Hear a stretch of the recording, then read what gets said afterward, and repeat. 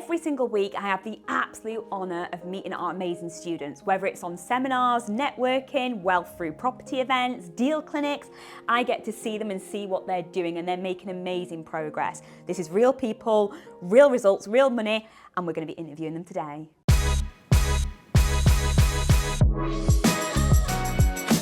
So Amanda, thank you so much for coming in to see us. Thank you for inviting me. So I'm going to take you back. So tell me originally what got you interested in doing property?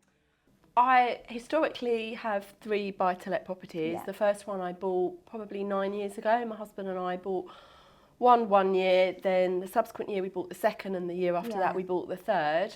So I'd had those for 6 or 7 years. My husband passed away and I had some savings, and I was trying to decide whether they should go into another buy-to-let, what I should do with them. And I wasn't really giving it massive amounts of thought, but it was kind of in my subconscious. And then I'm honestly not a social media person, but for some reason I was on Facebook and you came up with your Well Through Property weekend, and I thought, do you know what, maybe I should just do that so that I make sure with this money that I've got that I'm putting it in the right place to maximise, because I was no expert, so I just thought, let's make sure, that I'm doing the right thing with the money. So I did your Well Through Property weekend. Oh, exciting! And what made you make the decision to come and join us on the academy? I mean, the weekend just blew my mind. Just the passion that you had, your bubbly nature. I mean, all the coaches, but I think you particularly spoke to me. Beth was on, and she's sort of my kind of age group, and obviously she'd done incredibly well. I found her really inspiring, and in my heart I just knew that I could do it, and I knew that I needed something in my life. I'd applied for a job at I was doing some voluntary work because I was obviously trying to find my way and navigate what I was going through, and I was doing some voluntary work, and I'd applied for a job in Boots and they declined me, and I was really peed off about that. And I was thinking, like, I just need some direction. I've got too much time on my hands. And then I did the Well Through Property, and I thought, this is it, this is my calling. So I literally threw my credit card at the opportunity, and I remember I didn't tell anyone I was doing the weekend, and I was trying to walk, because it's a full-on weekend, isn't it? And I was trying to walk the dogs, and I was recording it, leaving my phone recording it while I quickly ran the dogs around the block. And on the Monday, I said to my sister, I've done this thing, and I said to her, I can get my money back if I'm not successful. I can get my money back. And she was like, and I said, but I'm not going to get my money back because I'm going to be successful. And she was like, you are going to be successful. There's no way you're going to get your money back. You're going to smash it. And then that was it. And I've just, it's just blown me away. Oh, I love that. So did the 2 days, invested in yourself straight away. Yep. What was the first property deal you did? First one was a flip. Yeah. So I joined up mid-November, and beginning of December, I was going through Rightmove and I saw this flat. I went on to Zoopla, and the coaching said, look at the most reduced. So that's how I'd listed it. And this flat came up that had started at 250, I think it started at, and it had gone down to 225 to 200. So I booked a viewing, went and looked at it, did my numbers, working on a 50k profit as you taught us. And I offered 174, that's where the numbers were at, offered 174, and they came back and said, the vendor will accept 175 if she can leave the furniture in there. And I was like, winner, because I wanted to stage it. And it was teak G-plan furniture, some of it. And as was told in the training, the worst thing that can happen is your offer's accepted. So 174, I was quite pleased that 174 wasn't accepted, and 175 with the furniture. Yeah, with furniture, brilliant. Yeah. So and that was within 2 weeks of doing the training. Wow. 2 weeks doing the training, offer accepted, below market value, flat. Yeah. What did you do with it? It took 7 months to complete. Oh, no. So that was a real learning curve because I should have been chasing the transaction, but because I was a practice manager of the law firm that I was using, I didn't feel that I needed to chase, and it wasn't their fault at all. No. But the executor hadn't paid for the management pack, and that's what slowed it all down, and that didn't come to light until like 4 months in. So anyway, once I got the keys, refurbed it, it took 7 weeks to refurb it. Amazing. I did some of it myself because sadly when I actually got the quote, the 50k was no longer 50k, and it was going down and down, the profit, because the refurb was going to cost more than I anticipated. So in order to maximise it, I took the kitchen out myself, I stripped the tiles off the wall myself, got rid of all the old carpets myself to save on skips. But it took 7 weeks to turn it around, was back on the market. I think it was about 6 weeks before it sold, which for me, I thought it was going to sell the next day, but that's just me and my positive attitude to life. But it took about 6 weeks, but I got full asking price on it. Well done. And what did you sell it for? 265. 265. So you bought for 175. Yep. How much was a refurb? Refurb was 28. 28, amazing, because you did some of it yourself. Yeah, there was no stamp duty because it was probate.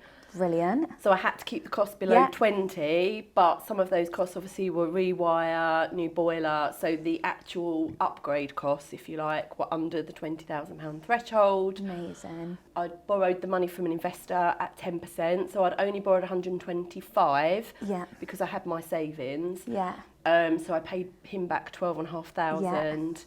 The legals were quite a lot because of his aspect that I have to cover for the legal charge and the loan agreement. So I think the legals were about 4,000, estate agents were 3,000. I came away with just under 40,000 profit. Do you know what though, Amanda? You're saying that like that's a little bit of a bad thing, but most people wouldn't earn 40 grand working full time, a full year. You've done absolutely amazing, and being able to use someone else's money too for some of it. Yeah, I mean, it seems almost too easy, if that makes sense. Do you know what I mean? Like I was aiming for 50, and I think it's good to aim for 50. Yeah, definitely. Just because then you've got that contingency. But 40 is amazing. That doesn't mean that you're not happy to accept 25, 30, 40. Of course you are. I think if you've got a bigger number, especially with your first couple, if it doesn't go quite to plan, then you're still okay. So. Incredible. So project number 1, 40 grand profit. What did you move on to next? Nothing. So I'm trying to do assisted sales. Because I live in the southeast, the cost of properties are expensive, and I know it's all relative, but of course that means the stamp duty is high, the cost of borrowing is high because you're borrowing a big number. So I'm trying to do assisted sales, thereby I don't have to pay stamp duty or to borrow the money. So it's getting vendor buy-in. I did have one offer accepted. They wouldn't go with my recommended solicitor. They wanted to use their own, who was incredibly slow, didn't understand the process, and it fell out of bed. I think the vendor had too long to think about it. But I'll keep going, and I'll get one soon. So what is assisted sale for those listening thinking, ooh? Okay, assisted sale is where you make an agreement with the vendor to give them a price close to or just below their asking price, ideally. Then I, as an investor, take control of the property. I do any works that it needs, any refurbishment. I cover the cost of that. I make sure that it's fully survey compliant, and then it gets sold on to an end buyer for an uplifted price. The vendor gets the agreed price. I get my refurb costs, and then I get the profit, the uplift. Or you can do it whereby you have an agreement and the vendor gets 50-50 split or a percentage of that profit. Whatever it takes to get the deal over the line, really. So you can help people right now that are stuck, that can't sell their properties. They really don't want to reduce them. They probably can't sell because the property needs work. So you'll come in, you'll take over, you'll help them, you'll make sure they get the money, and then you'll walk away with your profit as well. Exactly. So it's a win-win. It truly is a win-win, and I'm quite passionate about doing it that way, because that way the government aren't getting a load of money in stamp duty, and the banks aren't getting a load of money in the lending, and that money's going to the vendor. So I think it's a really good way of buying, and I am passionate about helping people. I enjoy what I do. I really enjoy what I do. I love the staging. So for me, it's about enjoying what I do and helping people. So Complete I win-win. know that I will crack it. Yeah, complete win-win. Yeah. Well done, you. Yeah. So you mentioned in the beginning, obviously, you lost your husband and you were left with some money and you were kind of working out what you were going to do. For people watching thinking, I mean, that must be incredibly hard anyway to deal with losing a husband, wife, and then to go into property like on your own, really, you know, as a single, you know, successful woman. What would be your advice to anybody, you know, either on their own or either they've lost someone close to them and they're looking, you know, because it wakes you up and you're thinking life, you know, what should I do next? What would be your advice? Yeah, I mean, obviously my life is nothing like I ever imagined it was going to be now, but it's a beautiful life and I'm living it to the full, and I think just go for it. I think the massive thing is mindset, absolutely, and Touchstone, that's one of the first things they talk about. There's the course with Aniko, which I think is really valuable, and I don't know that everybody really takes the time to do that. Yeah. But that set me up on the right track. Then you introduced me to Terry Lee, who's the Martini facilitator, and I had some sessions with her. And I must admit, when you introduced me, I thought, maybe I need a grief coach. I'm not sure that I need this lady, to be fair. But you saw what I needed, and I had some sessions with her. And it's only recently, I think, that I've actually realised the value of that. Yeah. And then I did the Martini weekend as well. I did the breakthrough experience, amazing. which again is incredible. So I think I've worked really hard on my mindset. But everybody can do that and should do that, because it's important, I think, to understand yourself, to know why you're doing what you're doing, what you want to get out of it, and then everything else just flows. But anyone can do it, they really can. You've just got to want to do it. Anyone can do it. Anyone can do it. It's great fun. Do you think the investment of $14,995 in yourself, do you think it was a good decision for you to make at that time? 100%. Yeah, definitely. I think as long as you believe in yourself, and even now, if more training was available, I would pay for more training, because I think you are investing in yourself, and we all need to keep growing and developing and learning. Nobody's got all the answers. So why not? What better way to spend your money, really? Yeah, well, I think you're an absolute inspiration Thank for everybody you. out there. You've rebuilt your life, gone into a brand new world of property, which most people would never think about because it's scary, it's frightening. You've done it, made 40 grand profit, and now you're off helping people with assisted sale. Yes, fingers crossed.